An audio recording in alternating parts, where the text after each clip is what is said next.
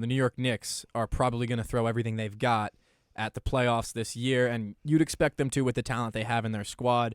We were talking before we went on, what is the expectation for the New York Knicks? I was leaning towards middle of the pack, towards trending towards of the playoff teams in the East, around the 4th, 5th seed is what I had them as penciled in. But I think they're capable of more, and I think if things go wrong, we can see them slip further below that, but I think the expectation should be around 4th in the East. I agree with you. I think last year you were the 5th seed. I think this year you're looking kind of at the same thing, 4th, 5th seed. But this team, it's more about, like, you look how stacked the Eastern Conference is. You're not really going to be above the Bucks, the Celtics. Definitely not. And, maybe the Sixers if they ended up getting James Harden back. But this team is a very good team. You have a bunch of young talent, whereas last year it's still, like, guys are developing. You won a series. You went to Game 6 last season with young talent. And you think Quentin Grimes, Emmanuel Quickley are still, and RJ Barrett, all still super young players. They're still going to get better. And even Jalen Brunson, the Knicks front office and everyone what we saw in the playoffs is what they expect him to be all season long. Like a guy that can average almost 30 points a game.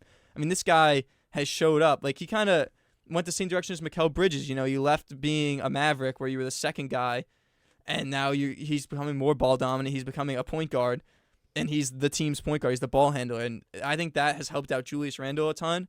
But something from this team that's going to make them better is Emmanuel Quickley and Quentin Grimes are going to need to develop into the players that they were drafted to be. Emmanuel Quickley last year should have been the 6th man of the year over Malcolm Brogdon. He averaged 14 points a game, 44% from the field, 37% from three. His thing, I think, is damn good. He's too much highs and lows, where you'd see a game where he'd put 30 up and then a game where he'd shoot awful. And then Quentin Grimes, I think he can be more than the 3-and-D player. During the preseason, he was used that way. But once he gets the ball in his hands more, I think we could see more from him in the mid-range. And the same thing with RJ Barrett, inconsistent player, but he has a chance, I think, to develop into an all-star. If he made his free throws, horrible free throw shooter last season. He has bad mentals all around. Yeah, I mean, he would have averaged over 20 points a game, which in NBA average today, he's a third. I think he's a reliable third option on a good team, on a contender. I don't think he'd be a third option, but this Knicks team still, I think you can look at it as, they're a fun team. They'll be a 4 or 5 seed. They'll win a series, but until they get that second star to Jalen Brunson, I don't think you can look at this team as a title contender. The Knicks are good. The Knicks are a very, very good team. RJ and Knicks fans are obsessed with the playoffs because you guys play great in the playoffs. You shut down the best. We barely make it. So. You shut down the best defense in the league, and the best rebounding duo in the league. Mitch did that almost single-handedly. Him and Josh Hart were unstoppable. Unstoppable. And it's basically the same team, except you added Dante DiVincenzo, who's been terrible. And you replaced Obi Toppin with Dante DiVincenzo. Right. Which is, it's your role player swap. Yeah, it's a slight. But you lose a lot of solid defense. Obi didn't play a lot, but he was kind of underrated defensively. 100% very underrated player. I think RJ will make a case for MIP this year. I think he is poised to be that third guy. I think he'll go over 20. I think his mentals are there. His defense has improved. His consistency, while slow, has definitely slowly increased. He's gonna improve. Julius Randle is a great NBA power forward, and New York seems to disavow him every time. He has such a small sample size in the playoffs. He had 3 games. He is one of the worst shooters in playoff history. He had 3 games in 2021 and was playing injured throughout basically the entire playoffs last year. You guys are so quick to disavow your best player because he's better than Jalen Brunson. No, he's not better than Yes, Jalen. he No, is. He's not. Owen, come on. Jalen Brunson shot 14 of 17 in an elimination game in Miami. 42 points. Yeah, you're still talking about playoffs. Julius Randle is one of the most offensively dynamic power forwards in our league. Offensively, I trust him so much more than I do RJ, and only because of recency bias, I probably trust Brunson a little bit more. But maybe we just need to give the guy a chance. He's a regular season player. Oh my God! I know he's your best player. He's not the Jalen Brunson is the best player on this Knicks team. No, he is not. Jalen Brunson is a great distributor, but if you don't have Randall, you don't win. If you don't have Randall, Jalen Brunson in 2022 was fine. He took a big jump in the calendar year 2023 in the second half, in the second part of the season. But I don't understand how you can deny Julius being as good as he is. The only I agree, time he's you've a seen really good player. You've seen him you've seen him play 3 healthy playoff games. He's been bad in those, but the other ones he was playing on one leg. He was healthy though in 2020 when he was playing against the Hawks. That's why I just said 3 games. No, that was 4. Five. We won one. Yeah. We won one game, and he was terrible. He has not showed up now twice in the playoffs. I mean, you can look at him. Regular season player, averages 25, 10, and 5 almost. Great player, All NBA last year. But when you look at a team that you want to win a ring, you're saying you want Julius Randle as your 1 or 2 option. Yes, he is that good.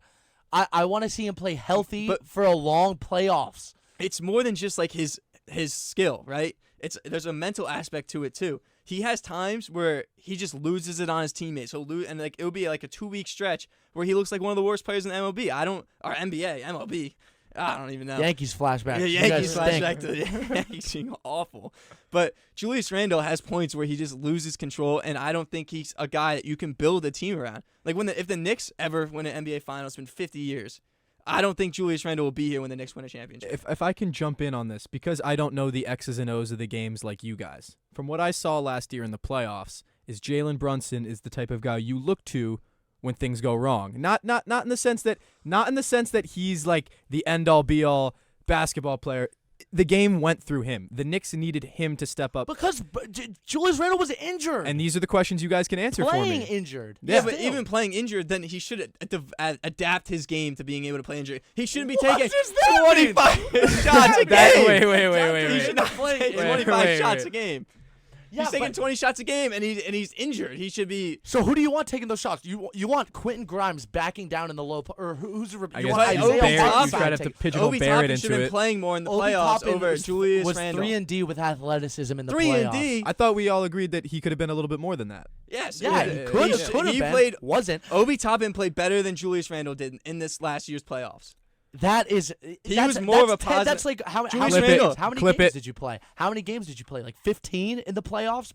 Not even 5 plus 6. That's 11. 11. He was better than him for 11 games. Yeah, but Julius, that's the playoffs. That's when it matters. And when Julius, you don't get to Julius the playoffs Randle, without Julius I know we don't Randle. get to the playoffs without Julius Randle, but in the playoffs, he has so many lackluster mistakes. There was games against the Cavs. He was just dribbling up the court, not looking around him, tip from behind, not running back on defense. This is not a guy you can say, he is our guy to win a championship.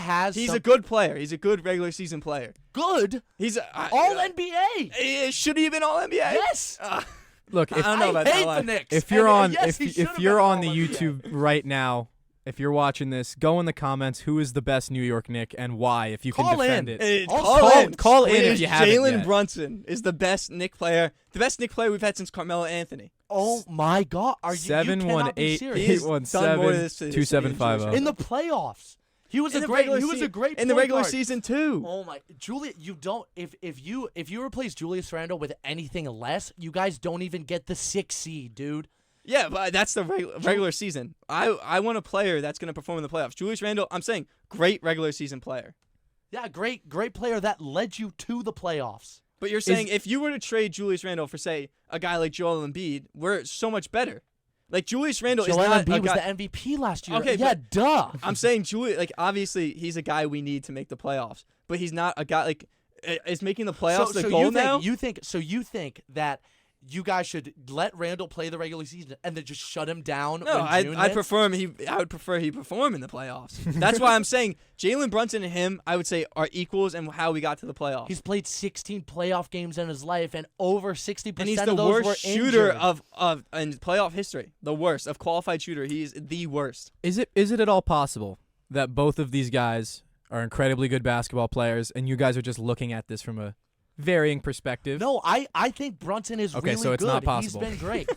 He's been great. I just think that Knicks fans are so insatiable that once you even get a taste of a little success, you get greedy. To be fair, that is how you opened up this discussion. Knicks fans love their playoffs, and that is basically That's where. my argument. So this is what They've I'm saying. been You like- guys are just looking at this from different lenses. Is all. But also, when you look at it from a Knicks fan perspective, Julius Randle has been here for, believe this is his 5th season. He's had 2 good ones and 2 awful ones. So, like, it's kind of from a fan perspective, like, how you can't really... He's had 2 All-NBA seasons, but then he's had 2 seasons where we were one of the worst teams in the league, our most inconsistent. So, like, how can you judge this guy as, like, when he's not consistent? He needs guys. Like, he needs Jalen Brunson, but Jalen Brunson needs Julius Randle as much as Julius Randle needs Jalen Brunson. It's a symbiotic relationship. They play off each other fantastically. They do. And you know That's what? what makes good And you know teams what? good. They both kind of stink at defense, but Tibbs has a great defensive scheme, so it covers that up. And you have Big Mitch in the paint to cover you when you get blown by baseline. Defensive player of the year this year is coming up for Mitchell Robinson. Mitchell I mean, Robinson, that's DPOY. wrong. That's not wrong. Mitchell Drew Robinson. Holiday. Drew Oh, Holiday. my Drew Drew Holiday is Holiday. that's a classic pick for that.